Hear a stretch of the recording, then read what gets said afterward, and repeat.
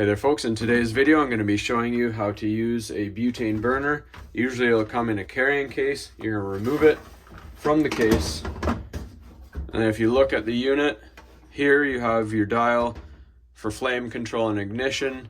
When you turn it all the way and it clicks, you'll see a spark on the burner which will ignite the flame, and here is your locking mechanism to lock your butane bottle in place. So you're just going to take your burner, flip it over just like so, press it into place.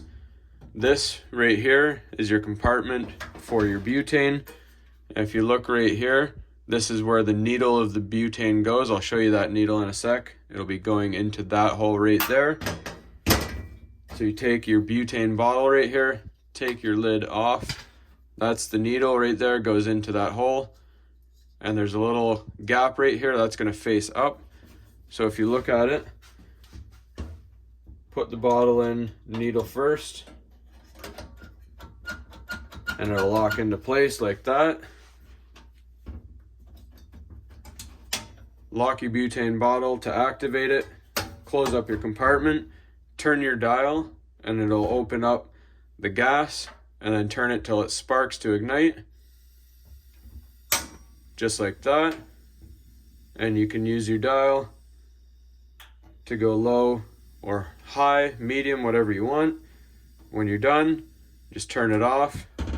Use your locking mechanism, push it up to unlock the bottle, open up, take your bottle from the bottom, lift it out, put your lid back on for safe storage, and then take your lid, close it up. And I like to turn the burner back on to bleed out any leftover butane.